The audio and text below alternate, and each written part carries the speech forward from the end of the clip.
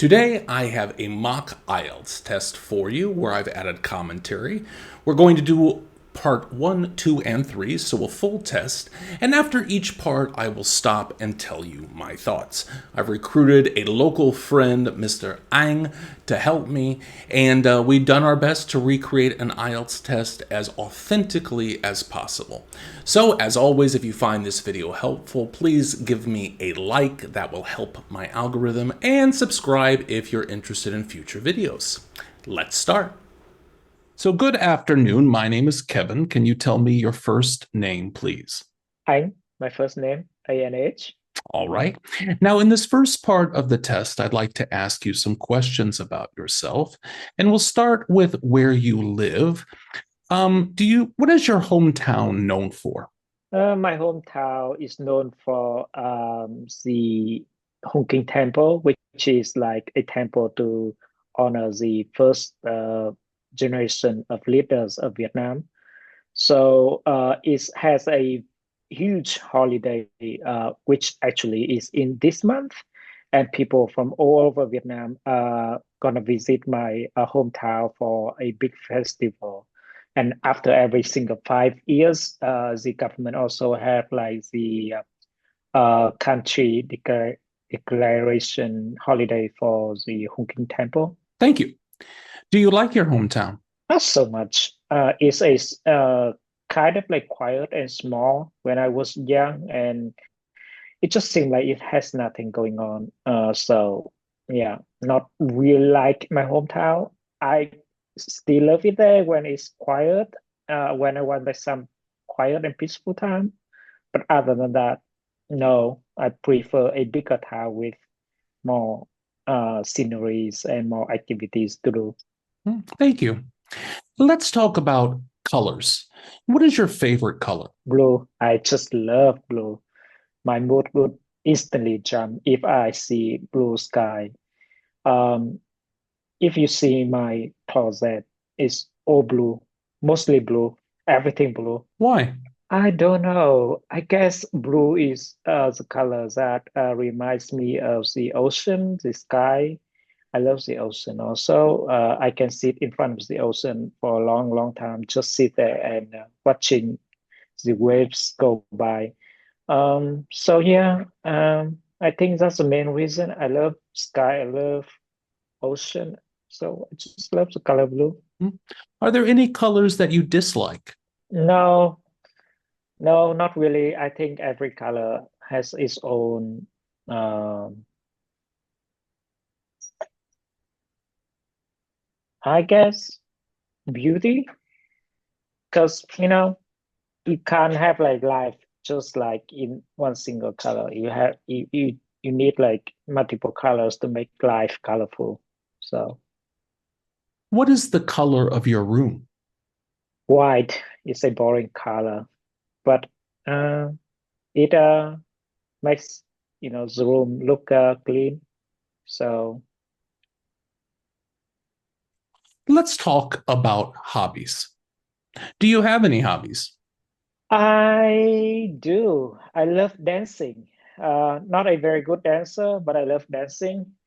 I try to go to a few classes for swing dance, which is a dance category related to jazz music. It's just happy dance, as people say. Like you go to a social dance event, you dance with people there, listen to jazz music. It's wonderful. Thank you. Did you have any hobbies when you were a child? No, when I was a child, my mostly my time is allocated for studying. So my mom is an Asian mom, and she doesn't allow me to have a hobby. Mostly, she asked me to study and focusing on my study. So not so much playtime, not so much time for hobby. Do you have the same hobbies as your family members? No, everybody is in my family have different personalities, so they have like different hobbies. Um, and also, I think I have more freedom, more free time than everybody else in my family. So I have the luxury to Thank have a you. hobby. Thank you. Now, so for fluency and coherence, we see Ang doing a pretty good job. There are some parts where he pauses, but I can tell that he's looking for ideas and he's not looking for basic vocabulary, and that's a big difference. We also have some great vocabulary: allocated, playtime, mood will jump, nothing going on, and other than that. There's some advanced vocabulary, there's some idiomatic items in there. For pronunciation, we can see a lot of playing with your voice. For example, Ang says, I just love the color blue. By putting stress and emphasis on that, that is a phonological feature that is more higher level on pronunciation. Also, you see it several times, he drops his voice. When I ask him what color his room is, he says, white. If I ask him about his hobby, he says, I do. A very final conclusion, but I can tell his mind is working from that long, drawn out I. There are some grammar mistakes we're making here, but nothing that affects our understanding of him. For example, Ang says, it's has, is in this month, every single 5 months. Also, he adds a plural to scenery, sceneries. Well, scenery is uncountable. Again, these are mistakes, but they're small mistakes, and they're not going to affect his final score, as you will see. I do want to point out that I stopped Ang answering at one point. As an examiner, I have to get through so many questions in part one. Sometimes I have a candidate or test taker who wants to talk a lot. That's great, but I have to get through certain questions. So, in this video, I said thank you to Ang and stopped him mid-sentence in one of his part one questions. If that happens to you, it's perfectly fine.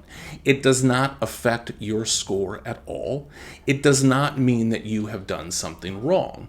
Rather, it just means that the examiner is trying to stay on his schedule. And if he doesn't, he can get in trouble from his boss. So if it happens, don't worry about it. Let's move on to part two, our long turn. Now I'm going to give you a topic that I want you to talk about for 1 to 2 minutes. Before we begin, you'll have 1 minute to think about what you're going to say, and you can make notes if you wish. Do you understand? Yes. All right, you can see your topic on your screen and you have a pen and paper. I'd like you to describe one of your grandparents' jobs. All right. Remember, you have 1 to 2 minutes for this, so don't worry if I stop you. I'll tell you when your time is up. Can you start speaking now, please? My grandfather, he was a factory guard at a factory up in my hometown, Việt. Um, I didn't have a chance to talk with him much about his job, so I am not sure when did he start working in the factory. But I assumes that he is working there in the 70s and the 80s, and probably he could work there for 10 to 20 years. Um,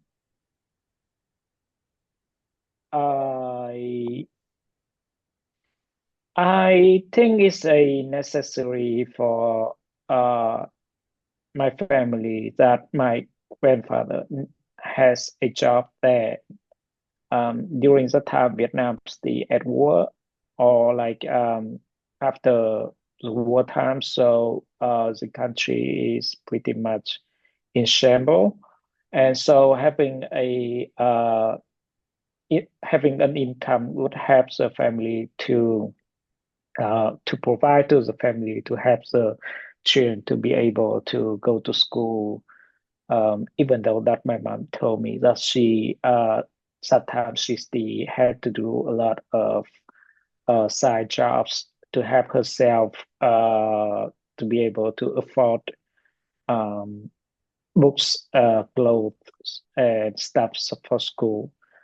But no matter what, is very important that he had that job. So I am grateful that he has a job by then, and Thank you. Again, in terms of fluency and coherence, we have Aang slowing down at times, but they're to find ideas. They're not to find basic vocabulary. I've done this enough that I can tell the difference, and all other examiners can as well. We also have some good vocabulary. He says shambles. He says, I didn't have a chance. He says side jobs, provide to or provide for. These are all great vocabulary terms. You'll notice nothing too crazy. He's not dropping in any insane sounding idioms, but the idiomatic terms he's providing are enough to get a good score. And more importantly, he's using them with awareness and style. Nothing that he has used so far has been incorrect. We do have a small error where he says stuffs instead of stuff. It's a really common error, but remember, stuff is uncountable. And also, we have some pronunciation features again where he's playing with his voice. For example, when he's talking about his grandpa working at a factory, he says 10 or 20 years, leading me to believe that he is unsure. That tone going up at the end lets me know that he doesn't really know for sure, and he's getting that message across from me. The fact that he said it and I understood it is a phonological feature of a higher band score. Thank you. We've been talking about one of your grandparents' jobs, and I'd like to ask you some more general questions related to that. Let's talk about different kinds of jobs. What kinds of jobs are hard to do? I think it depends on if you have the expertise for the job. If you don't have the expertise for the job, it's going to be a hard job. Saying if you're going into a teaching job and you don't have the qualification for that job, you don't know how to interact with your class, you don't know how to get the attention of your students, you don't know the lectures or the lessons, you don't know how to plan for that, then it's going to be a difficult job. If not, if you go through the training and have like all the uh, knowledge on how to do the job, then it's going to be easier on you. You can say like the manual job is easier since it just requires the actions by your uh, manual hands, but I wouldn't think so. Like even those jobs just need very basic skills, but you still need to learn those skills to be able to do a good job. So Should yeah, more difficult jobs, you mentioned teaching or even manual jobs for some reason, for some people, should they be paid more? if you are really good at your job, why not? Especially, but I think that especially for teachers, they need to be paid more because they need to focus on their job to be able to grow the next generations through years and years. I see like the problem with like teacher when they don't have enough of income to support themselves or support their families, and they need to go with like multiple side jobs, which gonna prevent them to focus on their students. And I think like teaching is so important. You need to teach pass on the knowledge to the next generations. So yeah. Thank you. We're talking about training the next generation. How important is it to give training to new employees, whether that's companies or the government? It's a it is a necessary step for anybody to be able to join to a company or to a position in a government. Uh, Through university, you would learn about like certain skill set or knowledge on how to do a job. But see, real life is so much different than the what you have learned in your book. So having like a real experience, a true experience that you interact with people, that you learn how to be familiar with the process of a company or a position in the government, then um, you would like do the job much better, much faster, much more efficient. Thank you. Is salary the most important factor when choosing a job? For me, yeah. People say that Well, work remember, life. this is part three, so we're speaking more generally, not just about yourself. In general, is salary the Hmm. most important factor? I think for some people, yes, but like for other people, maybe not. Some people they emphasize on work-life balance, so they prefer a work style that can uh, provide them the time resources that they can spend on their family, their hobbies, uh, and traveling.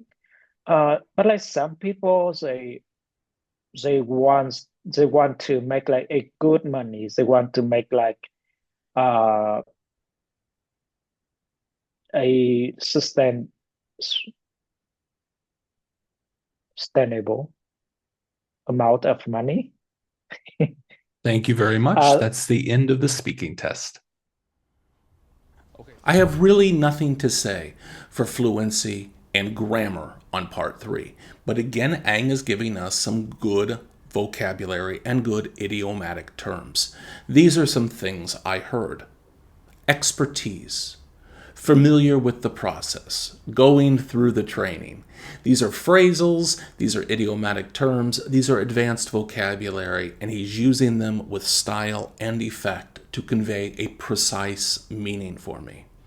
I have previously talked about the importance of precision, and you can see it here. We see some good pronunciation features. Teaching is so important. Again, by drawing that out, he is conveying importance to me. The one thing that I did have to stop him on is remember, in part three, we are speaking more generally. You should not be using personal stories in part three. When I asked about salary, Ang said, well, for me, and I immediately stopped him. Remember, we're talking more generally. Does that affect Ang's score? No, because I immediately stopped him. He immediately changed tactics. It was the only time that I had to do it. So no, it would not affect Ang's score at all. It's just a friendly reminder from your examiner. I will tell you one persistent pronunciation error that was through the test, and I am sure you heard it, was Ang would say Z and they instead of the and they. That's a common mistake in Vietnam. It doesn't affect my understanding in any way, but it is there, and it is a small problem. So I know what you want to know, and that is how I, as a ex-examiner, would rate Ang's score. What band score would I give him? I'm going to be reading from the band score sheet as we go along here, so listen closely. For fluency and coherence, I am comfortable giving Ang an 8. For an 8, you're fluent, only very occasional repetition or self-correction.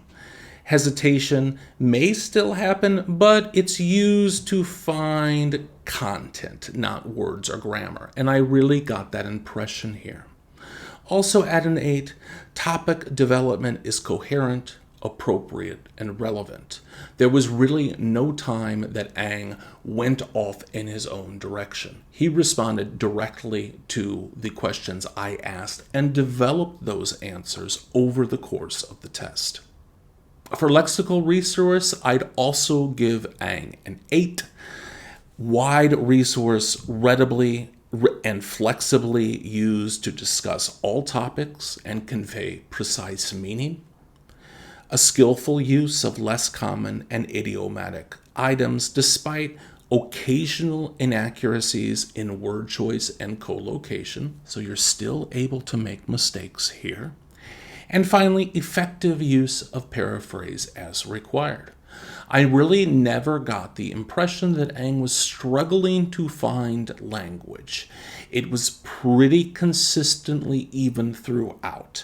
And as I pointed out before, there was some idiomatic items in there. There was less common vocabulary.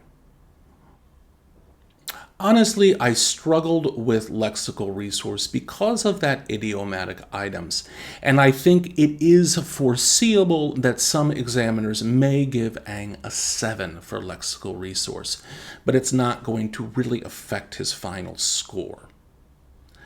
As to grammar, I would give Ang a 7. A range of structures flexibly used, air-free sentences are frequent, both simple and complex sentences are used effectively despite some errors, and a few basic errors persist.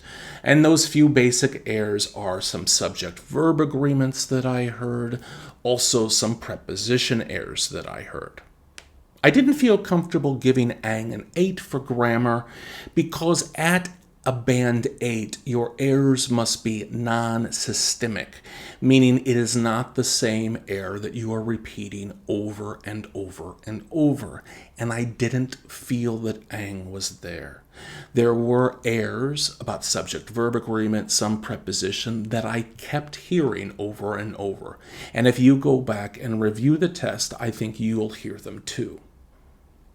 As to pronunciation, as I told you, Ang is using a wide range of phonological features here, and he's using his voice to convey a precise meaning, which is really important at the higher levels of IELTS scoring. Another really important thing is rhythm. Remember how English sounds compared to certain other languages. Ang has a decent rhythm in his speech. It is not staccato, where every word is getting the same stress. If you listen to Ang, it's going up and down, and that's important. Ang can be easily understood throughout, and his accent, which he does have, which we talked about with some of the sounds he makes, it has a minimal effect on intelligibility, meaning I can understand him no problem at all. So, for pronunciation, I would give Ang an 8 as well, although I can see that some examiners may give him a 7. So, overall, my rating for Ang is 8, 8, 7, 8, which would be a 7.5 overall. I can also see examiners giving him a little less, let's say 8, 7, 7, 7, which would be a 7 overall. But I have to tell you that examiners are allowed, when we're rated against one another, we are allowed a half-point variance. Meaning, if you're an examiner and you give someone a 7.5, and I am an examiner and I give someone a 7 or an 8, that is okay. So here I would give Ang a 7.5 overall. But I think it's foreseeable that some examiners might give him a 7 overall. What did you think of the test? If you have any questions or critiques or comments, leave me a comment below and I'll be sure to respond. Also, if you found a mock test like this with my feedback helpful, please let me know because I'll do more of them for you in the future. Please go back, listen to the questions, listen to the answers again, and think, how would I answer it myself? And until next time, happy studies.